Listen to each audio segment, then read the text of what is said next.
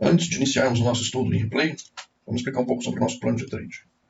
A gente tem essa planilha disponível lá na FN Invest, na FN Flix. Quem não conseguir pegar, solicita ao Fernando. Aqui a gente estipula, no plano de mesa proprietária intermediária, ou quem vai começar a operar com um capital pequeno, no caso da mesa do Fernando, a gente tem um plano lá que você pode operar até 10 contratos. Só que você não vai operar por quê? Porque a perda total dele é R$1.000. Se você fizer as contas, não vai fechar. Você tem 30 dias para passar na mesa, no caso de reduzir esse período para 10, para eu poder ter valores para eu trabalhar. Quer dizer o quê? Que se nos 10 dias eu bater esses valores, os outros 30 eu não faço nada. Se nesses 10 dias eu quebrar a conta, no restante do mês eu também não faço nada. Vamos lá. A gente tem 1.200 para passar. Eu dividi esse valor por 10. Então eu tenho uma meta de 120 por dia para fazer. Então eu coloco aqui meta inicial de ganho 120 a 240. Encerro o dia de trade. Você não faz mais. Com uma perda máxima diária de R$100, me dando 3 chances de fazer a operação. Que vai dar 33 por operação. Só que geralmente você vai entrar na operação com 3 contratos, seu stop vai ficar na casa dos 60. Dependendo do stop de 150 pontos, 250 pontos, vai aumentando. Então, consequentemente, você diminui a sua quantidade de operação ou oportunidades. Explicado aqui o nosso plano, ou seja, eu tenho 10 contratos ao todo, mas vou operar 3. Cabendo talvez 5, mas o ideal 3. Então, a parte do nosso plano, de meta de 1.200 com perda de 1.000, 3 contratos, 10 dias, nós vamos seguir para o replay. Eu começo o dia fazendo análise do dia anterior. Eu marco o topo do dia, o fundo e a área dos 50%. Porque o interesse são os indicadores mais próximos para o tempo que eu opero. Você vai operar tempos maiores, você faz uma análise mais prolongada. Mas é bom entender se você está nos tempos, aqui eu analiso também 60 minutos, 30 minutos, 15 minutos, às vezes o 10, o 5. Nós vamos ver aqui que a gente tem uma Fab Four nos 5 minutos. Então nos 2 minutos não tem a mesma Fab Four. Eu marco a região de acúmulo, a distância da Fab Four dos 2 minutos, para determinar pontos de suporte e resistência na hora da abertura. Então a gente tem o ponto de resistência determinado e do suporte mais distantes do ponto de fechamento do dia anterior. Ao inicial, eu vou observar o fechamento da primeira barra.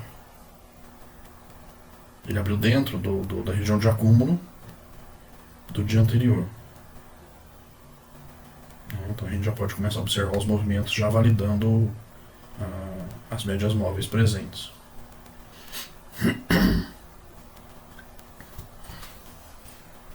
Ele dá uma aparente continuidade. Eu fico observando ver se vai romper os últimos topos para eu poder pegar um pullback ou mesmo uma barra elefante. É arriscado você entrar nessa barra elefante que está se formando, porque a região de topo pode ser rejeitado. Pronto, ele rejeitou, já entrei vendido no pavio, com o intuito de minimizar o meu stop e já fazer uma parcial no fundo do dia.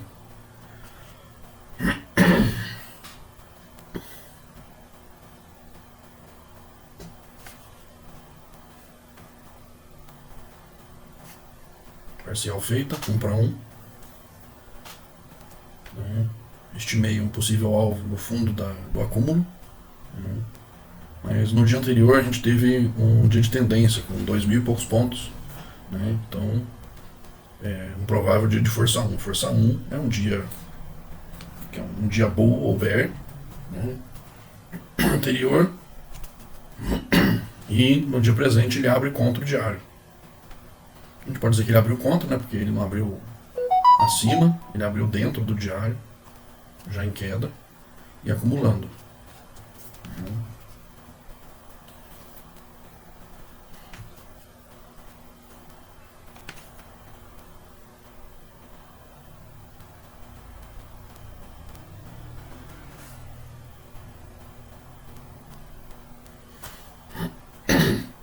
Quem for pensar no conceito de congestão para fazer as operações nessa abertura ou nesse dia, é bom antecipar bem as entradas. Por exemplo, aqui deu um 180 abaixo da 20. Você vai entrar aqui, você já está na cara da média, é um pouco arriscado. Eu não saí da operação, segurei stop de evento, meu evento de entrada.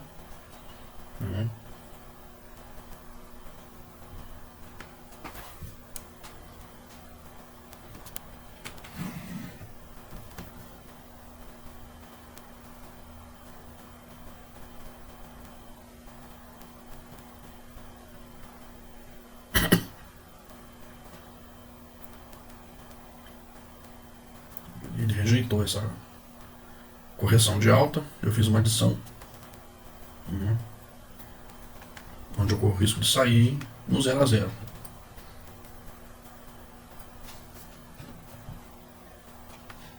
A saída da adição é no fundo do dia. Eu ainda estou dentro do evento da primeira entrada.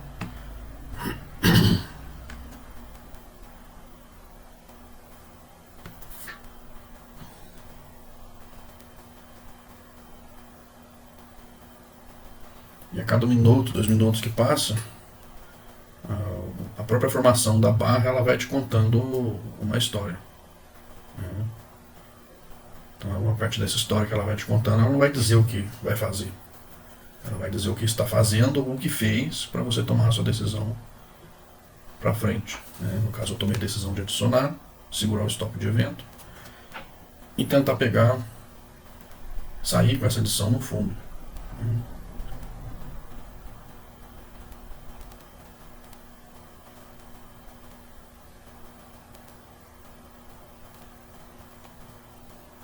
Eu tirei o stop do evento e pus de pivô. Meu stop inicial estava de 150 pontos.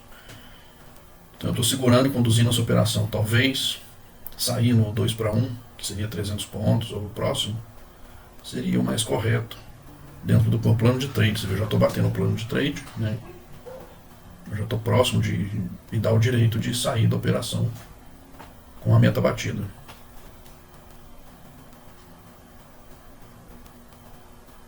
Mas eu optei por segurar. Aqui eu estou olhando as notícias do dia no invest.com. Vi que vai ter notícias 9h30. Então fiquei atento a isso, estou quase no horário. É importante saber os horários de notícia, não importa a notícia, justamente para você ter uma reação nesse horário. Ou às vezes até já encerrar a operação. Estou com a meta batida, talvez fosse mais sensato encerrar. Ou conduzir mais justo, sem manter o stop negativo. Porque em uma operação onde você está com poucos contratos, você devolver 150, 200 pontos, pode ser considerado uma tolice.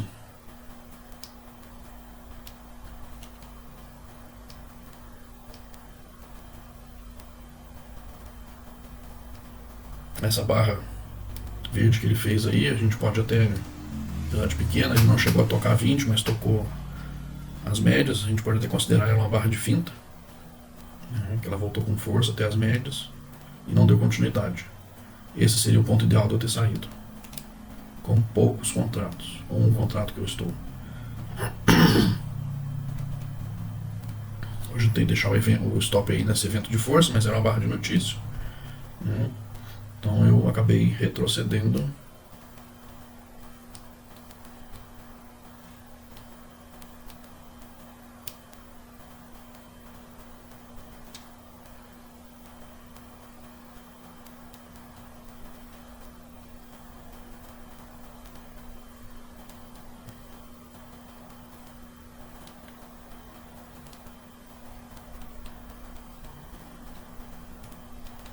Às vezes você segurar por muito tempo uma operação com pouco contrato pode às vezes te impedir de fazer uma nova entrada numa posição contrária ou até no melhor preço do que você entrou.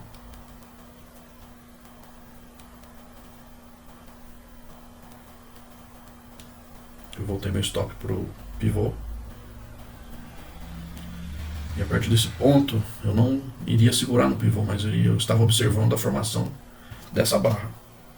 Se ela perdesse essa região, que é rompendo a 20, dentro de um estado de congestão, eu iria supor que ela iria buscar novos topos.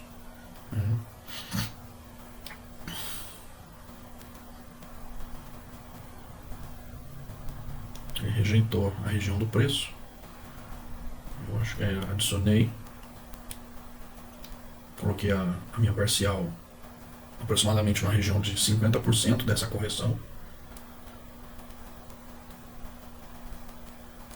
Eu não usei a estratégia do anterior de deixar no fundo, né? Porque já é uma operação que já andou, já tirei parciais. Então eu estou usando a estratégia de tirar próximo de 50% da correção.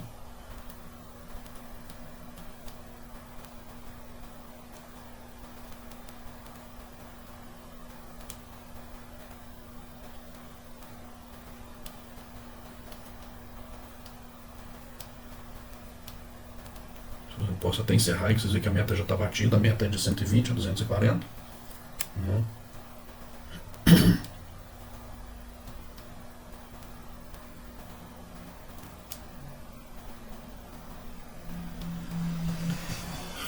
A adição foi executada. Aí é onde eu fico na dúvida com relação ao stop. Mantém stop de pivô, stop de evento da adição.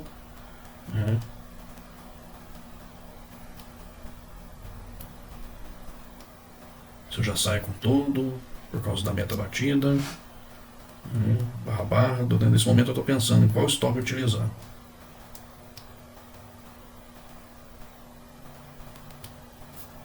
Mas eu acabei optando por Alt B, né?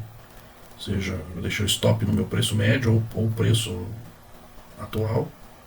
O interessante de você configurar os custos operacionais na plataforma é que quando você aperta o Alt B, ele não joga para o seu preço de entrada, ele joga já adicionando o custo, coisa que eu pude observar no replay de hoje.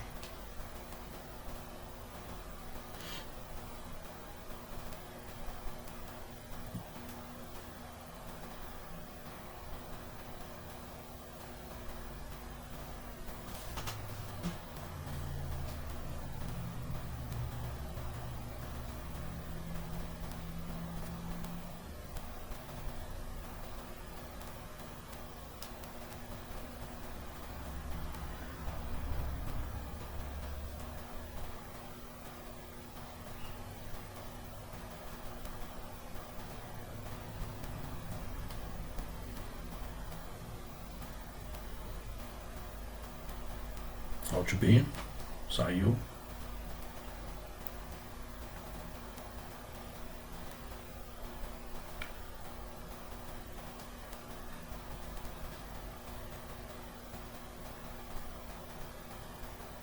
Ela pegou os stops. E aparentemente não deu continuidade. Eu poderia ter me mantido na operação? Talvez. Né? Talvez o melhor seria eu ter saído mais cedo. Mas se tivesse me mantido, eu poderia fazer mais uma adição e tentar buscar o fundo novamente.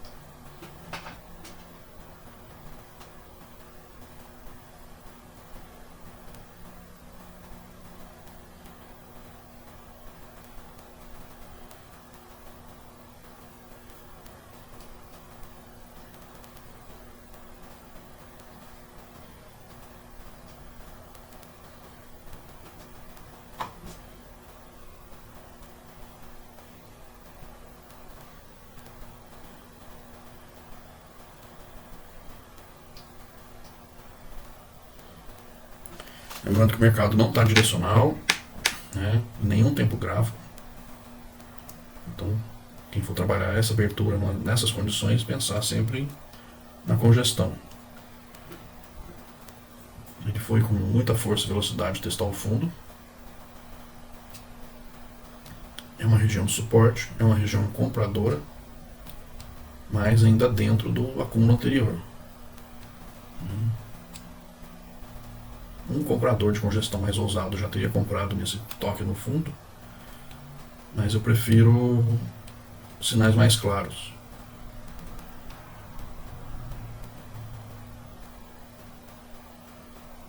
A gente vê uma possível formação de um Bull 180.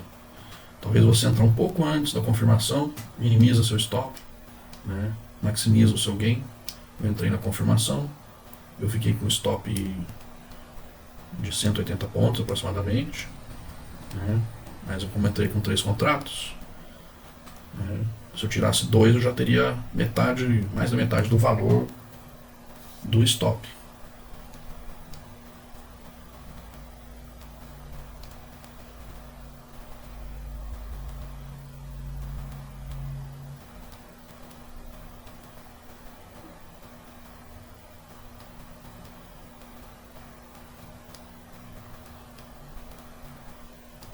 Já é uma barra interessante, uma barra de força, um elemento de força, para você estar saindo com tudo. Eu pus o stop na região de formação dessa barra de evento, né? Arriscando o lucro de toda essa barra. A meta do dia está mais do que batida, né? Ela foi quase dobrada. Eu arrisquei, resolvi observar a formação, né? Uma possível saída num 2 para 1. 180 pontos, 200 pontos, eu vi lá o topo do dia seria 400 pontos, eu coloquei um alvo, foi pego, né? Foi praticamente o olho da mosca, né? Encerrei o trade com o dobro da meta. Quem fosse seguir na operação poderia formar aí talvez uma TT dentro da congestão do dia para você entrar vendido. Eu resolvi encerrar porque a meta já foi batida. Agora vamos seguir para análise pós-operação e o diário. Na confecção do diário eu utilizo o Paint 3D, né? Eu dou os prints da tela principal, ajusto a tela, recorto aqui os relatórios, né? Gosto de copiar esse completo onde eu consigo ver toda a performance do trade, né? Coloco as posições em que eu fiz as operações, compra, venda, adição, parcial, né, e saída total. Deixo um espaço lateral onde eu vou descrever cada operação, né? Você pode fazer da forma que bem entender. Eu faço tudo isso utilizando os recursos do próprio Paint 3D. Agora você tem familiaridade com algum outro recurso de edição, né? Eu estou tendo que gravar porque eu gravei a imagem, eu fui editando tudo aqui e esqueci de ativar a gravação no aplicativo de gravação de tela, né? Faço salvo, né? No caso na pasta de replay, no dia de hoje, o padrão de nome eu gosto de colocar assim com data, né? Aí vem para a planilha, coloco os dados de hoje, data, valor, e vou introduzir. São 2 operações. Você coloca a data que você fez o replay, o dia do replay, os motivos de entrada, adições. Aí você vai medir o risco de operação para você colocar, né? O stop inicial para o alvo estimado. Você coloca a quantidade de pontos da parcial, o resultado da operação, o tempo da operação, quantos contratos, a própria planilha vai fazer os cálculos, né? A descrição da operação fica a seu critério, né? Ok, diário de planilha feito.